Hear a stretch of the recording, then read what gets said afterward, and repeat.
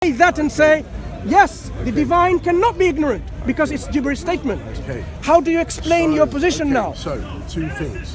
The duplicative predication, which I told you before, allows me to say one thing can have contradictory properties. So I gave the example of an apple. The apple in the core is green, the skin is red. Creation. Is that always the example you're going to give? No, these are all creation. Apple, jacket, creation.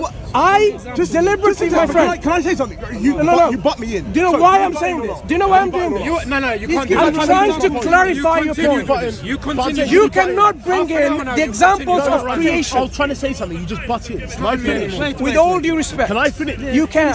But with all due respect, the reason why I'm interjecting is this.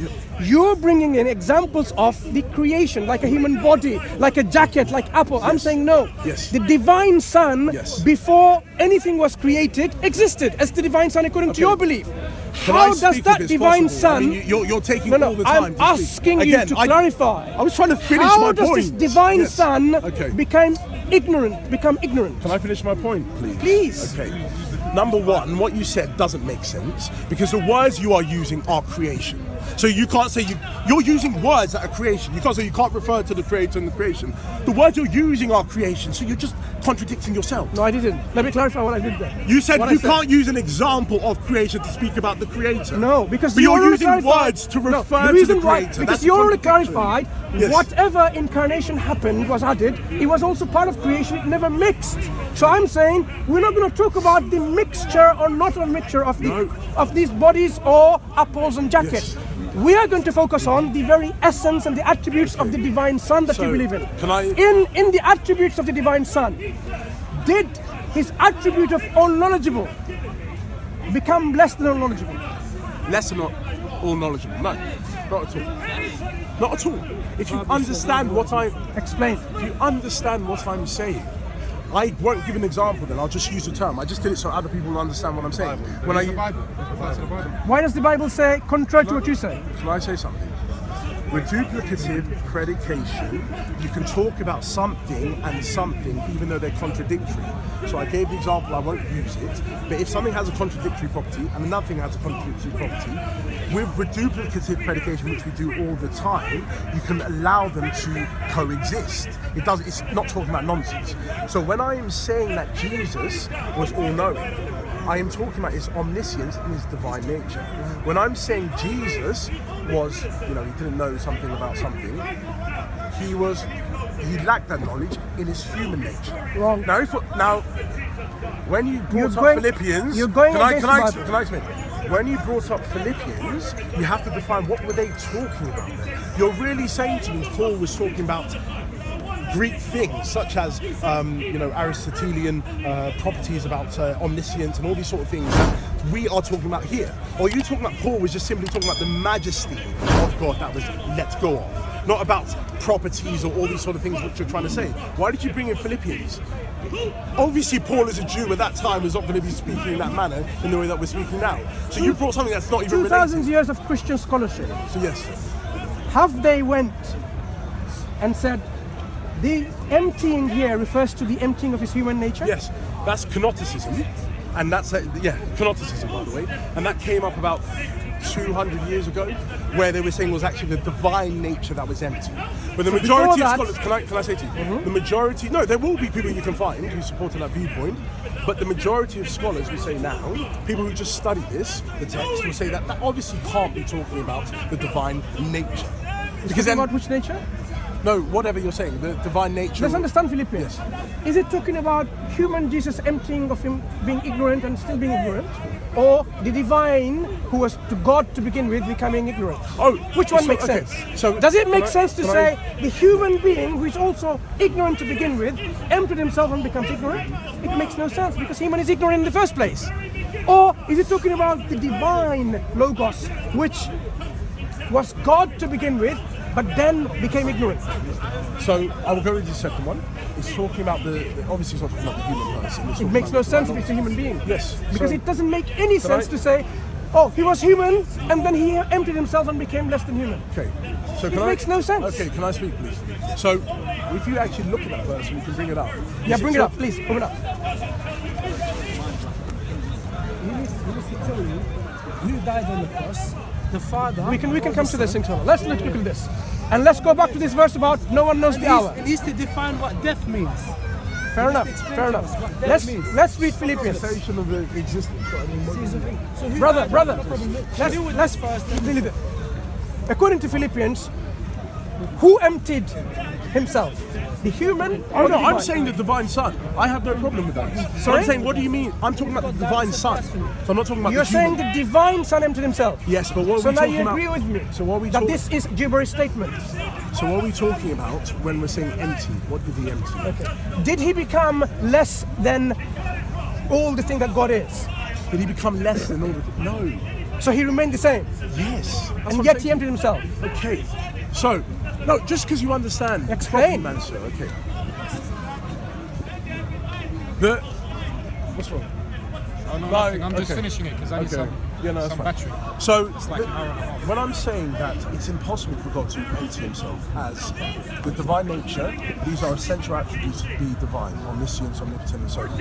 Okay? God can't cease to have his omniscience, or he'll cease to be God. I don't know if you agree with that, but the divine nature can't lose attributes. When I'm saying that Jesus didn't have knowledge of something, okay, I am referring to the human nature. We're not going to anything else.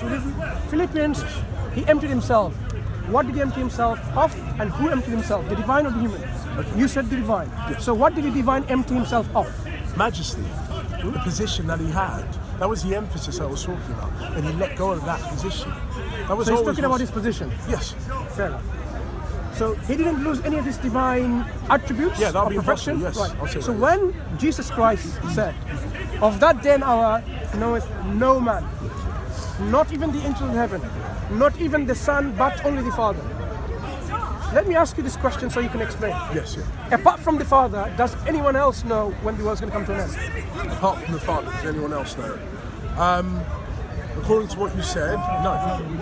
I've no issue, yes. I don't have a problem with So that, yes. that excludes the Holy Spirit and the Son. Yes. The Holy Well, Spirit, the return of Christ. I mean, yeah. the Holy Spirit and the Son, were they all knowledgeable to begin with? Yes. Right. If they're all knowledgeable to begin with, should they not know? No, they don't have to know. You can still be all knowledgeable. Can I explain why? Oh, go ahead, explain. It's interesting. They can be all knowledgeable and not know. So, it depends what you mean by knowledge. I won't use my example, I don't want to use myself, because you will say I'm using creation.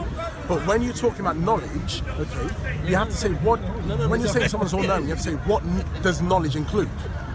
So, we'll give that example, does God know how it feels to be like a married bachelor? Obviously not, because that statement doesn't make sense. God only knows what is logically possible to know. So if it is the Father's role to know certain things, then obviously it will be logically impossible for the Son to know that, because it's the Father's role only to know that. So it's not logically impossible. He's all-knowing in whatever he's supposed to know, whatever that is. What do you mean supposed to know? No, That statement doesn't make much sense. How does it make sense? If we affirm an attribute of someone or something is all knowledgeable, Yes. nothing's hidden from the knowledge of that person, Yes. right? So if the Father knows everything, if the Father is perfect and almighty, meaning what? Someone who's absolute Yes. in the perfection, Yeah. then when it comes to knowledge, that's an attribute of perfection. Yeah. Knows everything. If we find the Father only has that property and essence, the attribute, which describes that essence, but the Son and the Holy Spirit doesn't have that, then obviously the Son is not co-equal in this essence and attribute with the Father. I disagree with you there. Just simply, I'll reiterate what I said. It depends what you mean by knowledge. If it is the Father's role to know certain things, then if he's all-knowing, he knows what he can know, what is logically possible to know. If it is if the Son says, "I do not know this," okay, or whatever, he's obviously referring to things that it is logically possible for him to know. If it might be, I'm just giving you now. I'm not saying it's definite. Are there differences in knowledge between these three persons? Can I finish? Yes. Well, there must be. I mean, There must be. obviously Why? there must be. Because if you are presupposing Christian theology, you have to say that. We're not presupposing anything. Okay. I want to know why three. I mean, you never let me finish. That's right. You always go in. Let me finish what I'm saying, and then answer. Right? Okay. Finish and then answer the question. So, I would say that obviously the Father didn't know how it felt to be on the cross. He didn't know. He didn't know. Obviously not. He didn't know. He didn't experience. Sorry. No, he didn't know. So he knew of how it is, but he didn't know the feeling of being on the cross. Did he? Let's understand. Yes. Slightly. So God doesn't know the feeling of something being on the cross. No. He knows the feeling of, okay, but he doesn't know what it is to be on a cross because he was never on the cross. So he has to experience something to know something. Sorry? If he is not on the cross, God cannot know what it is to be on a cross. So you're saying he knows what it is like. Let's understand. Or he knows. Has the Son experienced everything? Sorry? Obviously he hasn't. So anything that the Son or the Father hasn't experienced, they don't know. Sorry? Everything? No. Okay. Can I explain to you? Explain. That's what I'm trying to ask from you. When you're talking about knowledge, and we'll go back to it again, you have to say what it is to know something as the individual, experiential knowledge, and then you have experiential knowledge. Can I finish? Then you have to have what it means to know of something. I know how it feels, maybe to be a man. But I don't know how it feels to be a woman. I might know what it's like to be a woman or whatever, blah, blah, blah. But I can't know what it actually is to be a woman, because I'm not. So when I'm saying to you here, and you can look at actually philosophical discourse on this, okay, about knowledge, simply any philosopher will say to you that it's impossible unless you are actually the I saying, I am in pain. You don't know what it is for that person at that moment to be in pain. You know what it's like to be in pain. So I'm just qualifying what knowledge means. So basically, in your definition then, in your philosophical position, yes, God only knows very little things. Because no, not at all. Okay. Yes. Has God the Father committed murder? No. So he doesn't know how it is like committing a murder? Yeah. Has he lied?